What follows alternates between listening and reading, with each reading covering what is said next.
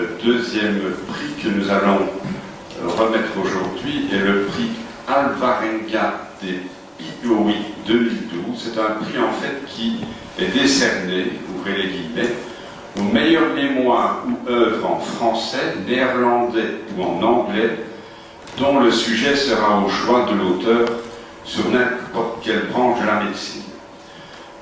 Plusieurs candidatures ont été reçues, 4. Le jury était composé des professeurs Sokal, Bill et Pepperzak, et c'est le professeur Ferrand qui va présenter les lauréats.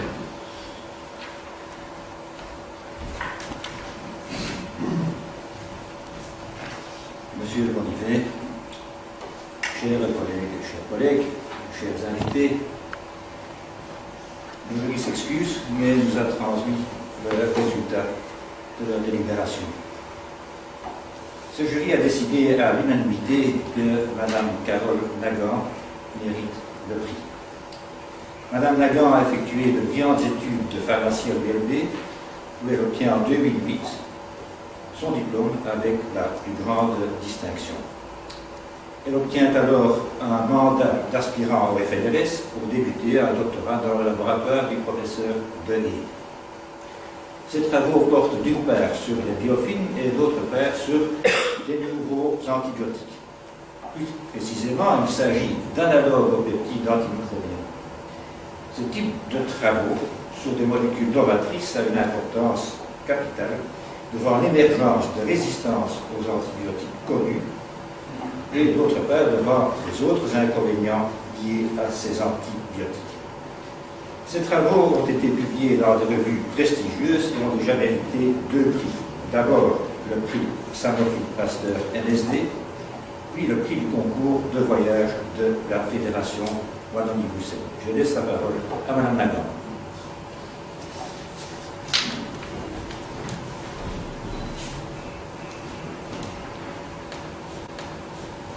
Monsieur le secrétaire de la Culture, Monsieur le vice-président, Mesdames et Messieurs, je voudrais commencer par remercier l'Académie royale de médecine de Belgique pour m'avoir accordé l'honneur de m'attribuer le prix Alvarenga de Biologie 2012.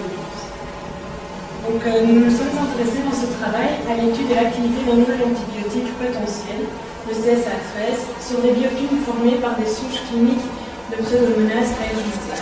Donc, une bactérie dont la présence persistante au niveau des voies respiratoires peut aggraver de manière dramatique le pronostic de survie chez les patients atteints de mucoviscidose. La bactérie s'entoure alors d'un biofilm qui la protégera des antibiotiques et des mécanismes de défense de l'hôte. Le biofilm consiste en fait en une communauté de micro-organismes qui adhèrent entre eux ou à une surface et qui sont enrobés par la sécrétion d'une matrice extracellulaire aux propriétés adhésives et protectrices. L'impact des biofilms est négatif dans de nombreux domaines, et particulièrement pour les biofilms associés aux aspects médicaux. On estime en effet que 65% des infections nosocomiales sont causées par le développement d'un biofilm et que 80% des infections chroniques sont liées à la formation des biofilms. Le CSA13 est une molécule qui appartient à la famille des céraginines, qui sont des molécules qui dérivent des sels biliaires auxquels des groupements cationiques ont été ajoutés. Nous avons étudié dans ce travail l'effet du CSA13 sur les différentes étapes de la formation d'un biofilm sur différentes souches de Pseudomonas aeruginosa, donc notamment sur des cultures planctoniques, c'est-à-dire des bactéries en suspension dans un bouillon de culture.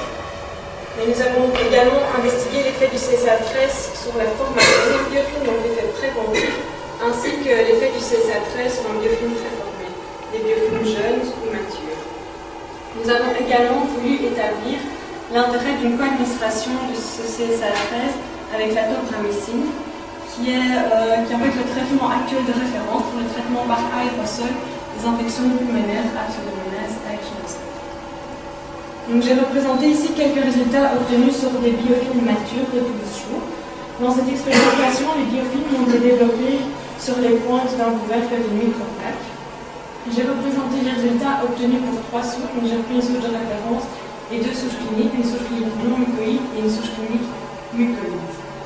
Donc la souche de référence PA1 était en fait la seule sensible à la topramycine, comme on peut le voir dans la courbe rouge, Cependant, même cette souche est devenue progressivement résistante et après 9 jours de traitement, l'antibiotique n'avait plus d'effet sur le biofilm.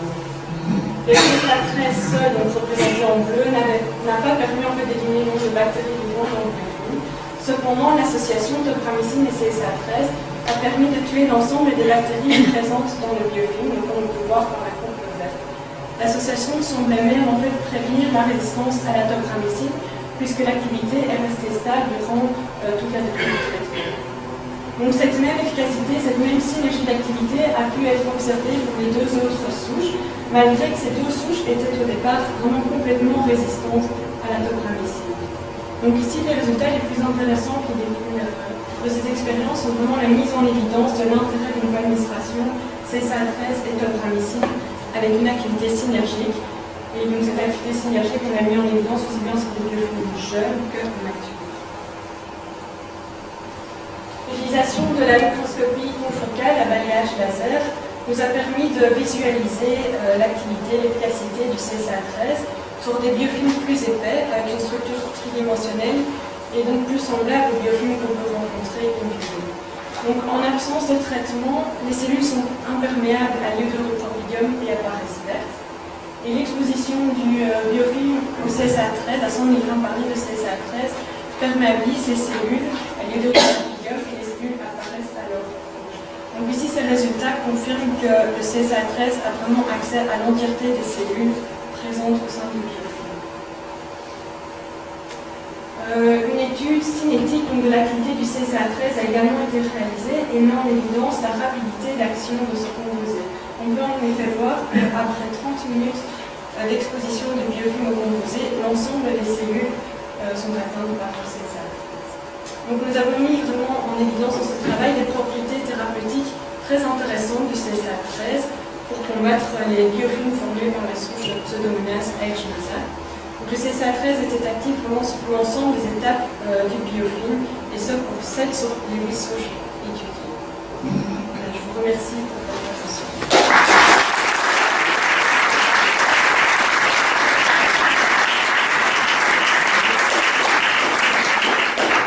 Voilà, ce beau diplôme, je vais le sens.